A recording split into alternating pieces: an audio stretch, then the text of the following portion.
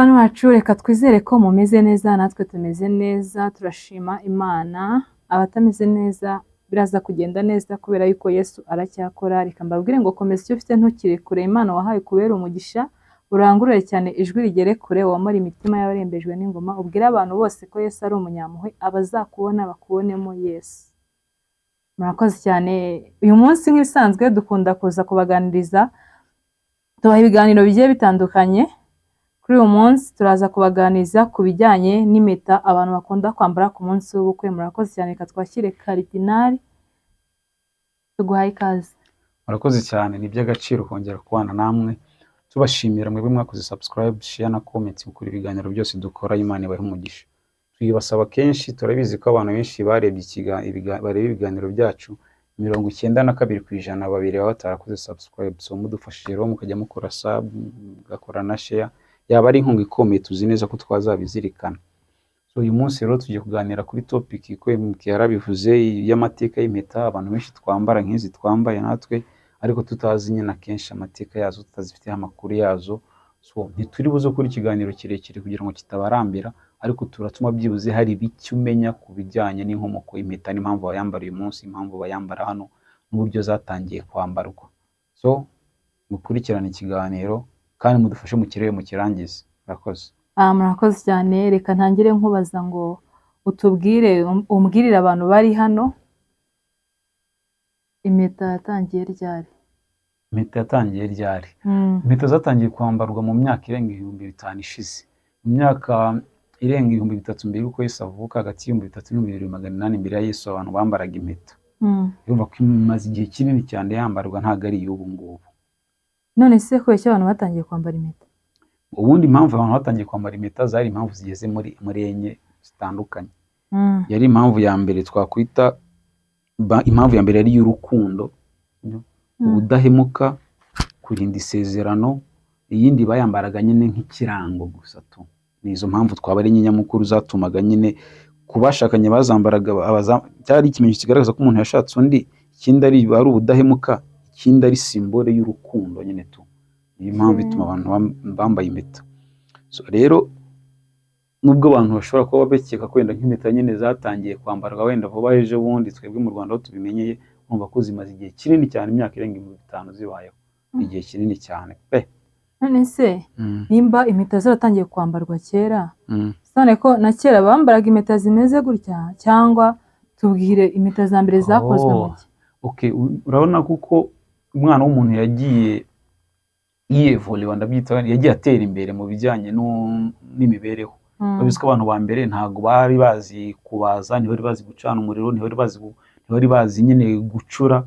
So rero uko umwana w'umuntu yagiye yevole niko impeta zagiye zihinduka. So ni impeta za kera zari zikozwe, hari igihingwa bitaga papyrus bazikoragamo, izindi zabaga zikoze mu ruhu, izindi zabaga zikoze mu ibumba, n'izabaga zikoze mu biti.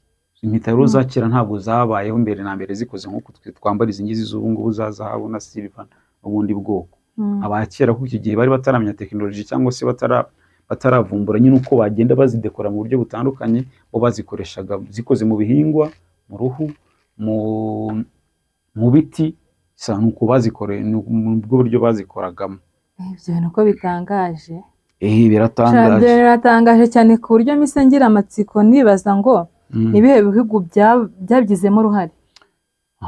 Nk'uko bigaragara igihugu cya mbere cyabigizemo uruhare mu kwambara impeta. Umuntu wa mbere wambaye impeta yagaragaye mu Misiri. Mu Misiri aho yahoze bita muri Egiputa, ngira ngo abantu benshi basoma biriya barahazi.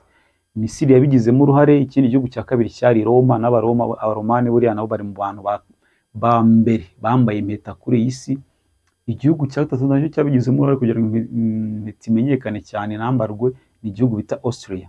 Austria nacyo ni igihugu ari nacyo bayidawo cyabaye icya mbere mu kwintroduza impeta ya diyama ku isi. So ibyo bihugu bitatu biri mu byagize uruhare kubona uyu munsi dufite twambara impeta izi ngizi twambara kugeza uyu munsi. None se bakaba ari bo ninde muntu se waratanze impeta ya mbere ya diyama? Okay, umbajije ikibazo cyiza. Mu myaka y'477 hari umugabo ufite izina rikomeye cyane bita Archduke Maximilian wa Austria nyine tu.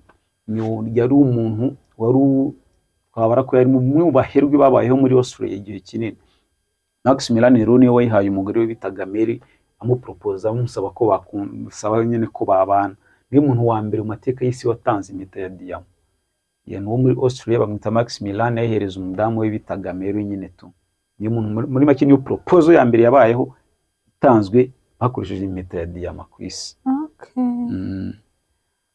None se ko tumenye aho ibintu by'impeta byavuye, urumva twebwe tugiye dufite ibiganza like finger,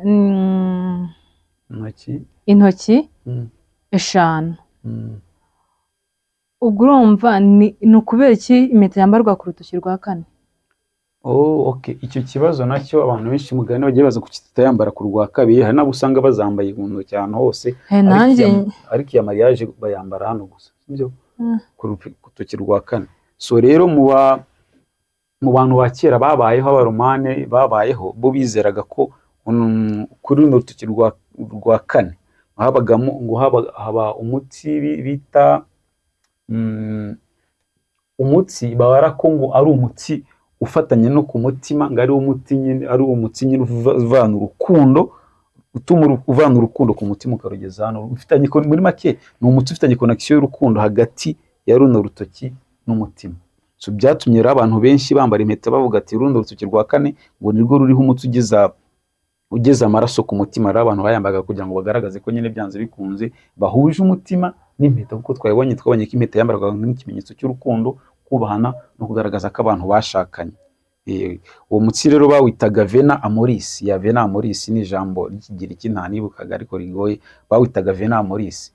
Ariko uretse ko ubushakashatsi bwaje kugaragaza ko iyo nkora ari fake, bakoze ubushakashatsi basanga ntaho bihuriye. Ntangara ati wow, ibintu se urumva ntaho urutoki rwa kane ruhuriye n'umutsi uza ku mutima, ntaho bihuriye rwose. Ni inkuru abantu bahimbye gusa kugira ngo bambare impeta, ariko kugeza n'uyu munsi nyine byagumye gutya, abantu naha ngaba yambara. Ubwo nanjye guhita mvuga ati bya bintu, nanjye guhita mvuga ati ubwo hano mu rutoki rwanjye harimo umutsi uza. Ikindi ntaraguca mu ijambo, urabona nubwo abantu bambaraga impeta nyine muri iriya myaka kugeza n'ubu ngubu, ntabwo ariko byahoze. Ubundi mbere mu baromani bo mbere bambaraga impeta, muri zatangiye zambarwa n'abantu rusange. Muri make bageze aho umugabo yambara impeta kubera umugore we, bitewe n'uko byabaye itegeko ko umugabo wese ugiye ku rugamba yagombaga kwambara impeta. Ikintu cyatumaga bambaga kwambara impeta kwari kugira ngo ajye yibuka ko hari umugore yasize inyuma. So abaromani bajyaga kurwana ku rugamba bakabasaba ko bose bambara impeta. Ufite umugore wese byaga itegeko ko agomba kwambara impeta kugira ngo naba ari ku rugamba ajye yibuka ko hari umuntu yasize inyuma mu rugo. Rimwe rero n'igihe umuntu yambara impeta nk'ikimenyetso kugira ngo kwibutse inshingano cyangwa se kwibutse umwunganizi wawe. Umva rero byanze bikunze impeta ni ikintu gikomeye cyane, nubwo abantu tuyambara tuvuga ati ni kari akantu karaho kameze ukuntu gusa, bifite igisobanuro n'ikintu kinini cyane maze mu buzima bwa buri muntu.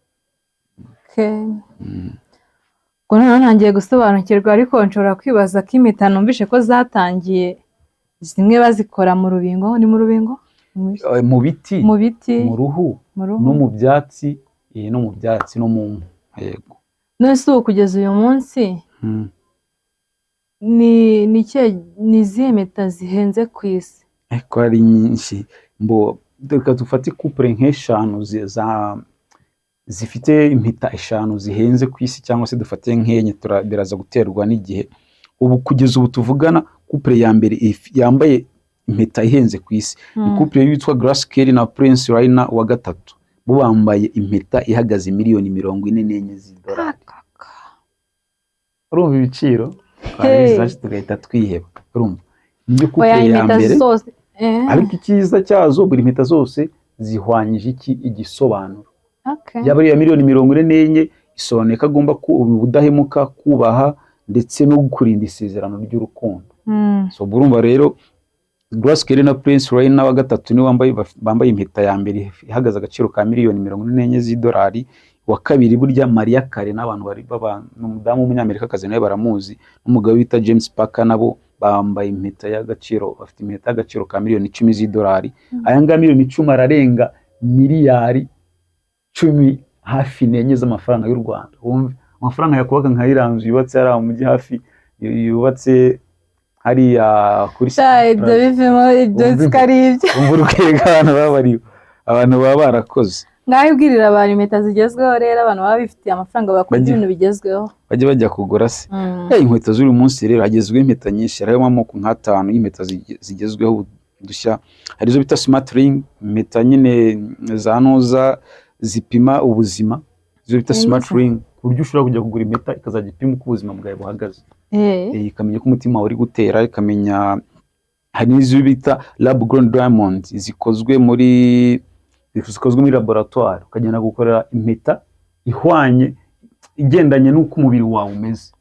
Apana nko ugenda ukagura impeta cyangwa ugakoresha impeta mu mujyi cyangwa se hariya kuri zahabu bakayigukorera bagendeye ku magarama gusa yuko urutoki rwawe rungana. So hari impeta ugenda muri laboratoire bakazigukorera bagendeye uko umutima utera, uko umwijima wawe umeze, uko ibihaha byawe bimeze, bakagukorera impeta ijyanye nayo yandi idashobora kuguterareje uko byagenda kose. So urumva rero byanze bikunze hari impeta nyine ziba zigiye zitandukanye. Noneho hakabaho n'indi mpeta bita meteorite rings. Meteorite ring ni za mpeta zikozwe muri biriya bintu biva muri meteori, bya bintu biva mu isanzure, biva mu isanzure. So hari impeta nazo zikoze muri urwo bwoko. Noneho hakaba n'izindi bita wooden rings. Wooden rings ni impeta zikozwe mu biti. N'ubu hari abantu bacyambara izo mpeta n'ubu tuvugana, bakagenda bakamubariza igiti gikomeye kimeze neza cyane gisa neza, bakamukoramo impeta abantu bakazambara. No tukagira n'indi bita tattoo ring. Tattoo ring rero nkazo buriya Jo ajya zikora, ku buryo uhitamo kwambara, uhitamo ugenda akagushyiraho tattoo izengurutse hano ku rutoki rwawe, akaba ariyo wambara, ntuzigera wambara iyindi mpeta. So ubwo n'ubwoko rero bugeze kuri bune. Ariko hari akandi kantu yagiye mu bantu bambara inkweto zihenze. Hari undi muntu bita Beyonce na Jay-Z, nabo bari mu bantu bagira impeta zihenze, bari abaririmbyikazi. Beyonce n'umugabo we Jay-Z bambara impeta ya miliyoni 5, Kim Kardashian na Kanye West nabo bambara impeta ya miliyoni 8, Elizabeth Taylor na Richard Burton nabo bambara impeta ya miliyoni 8 n'ibice 8. So nibyo nizo dushya ngira ngo impeta nyine zigezweho twabaza izi 5 byibuze nizo zaba ari impeta zibanze.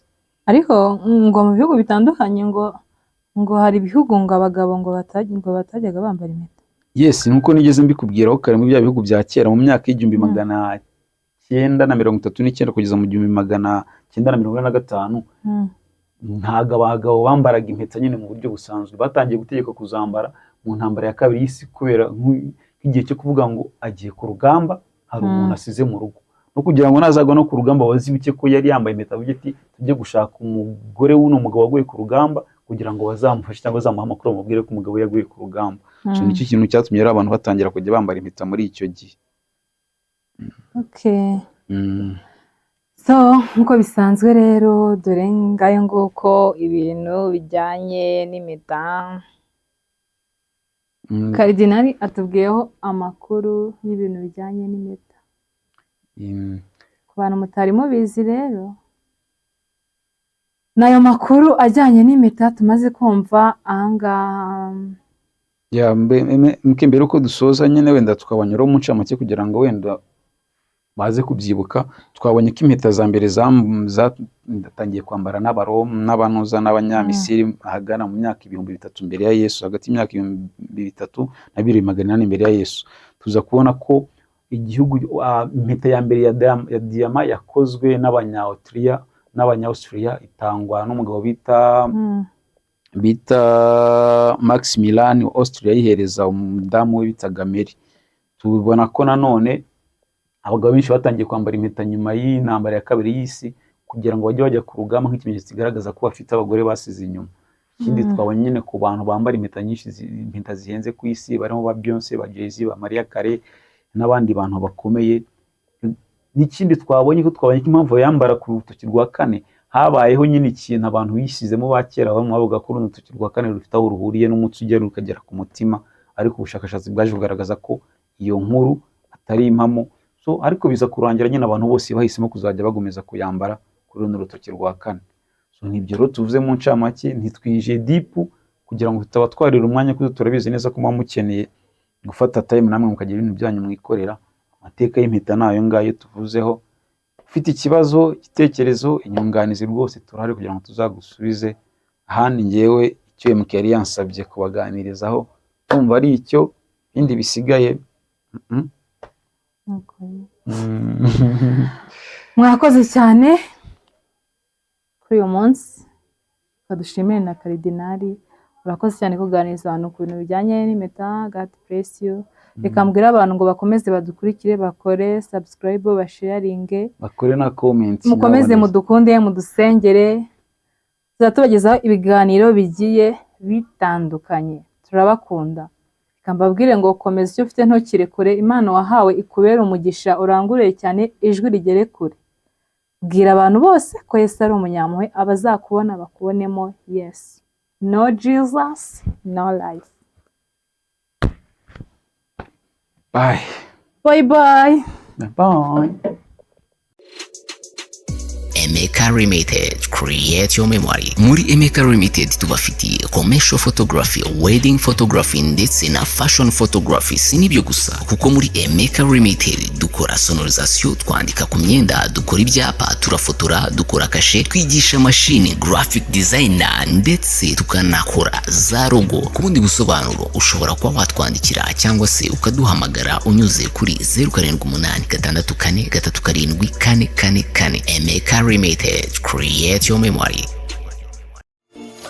Ujya wifuza gutembera u Rwanda ukamenya n'ibyiza birugize? Ese ujya wifuza interior designer ndetse na exterior designer zigezweho kandi z'abasirimu? Cyangwa waba ukeneye tatuwaje zigezweho yaba ku mubiri cyangwa se mu kanwa abenshi bakunze kwita tatu zishinya? Gana Host tugufashe. Muri Host Travel dutembera u Rwanda, tukiga amateka, tukarya umuziki, tukidagadura, tugataha twishimye. Naho muri Host Designer tugufasha kuba watunganye wawe, yaba mu tubati, intebe, jaride, comptoir, parking, parafo ndetse na TV stand kandi bigezweho ku mafaranga make cyane. Reka si ibyo gusa kuko muri Host dukora tatu z'ubwoko bwose kandi butandukanye, yaba ari amabara, yaba ari izo ku mubiri ndetse n'izo mu kanwa abenshi bakunda kwita ishinya. Ukeneye ibindi bisobanuro ushobora kuba waduhamagara kuri 0788880986 hamwe na Joe tugufasha byose wifuza.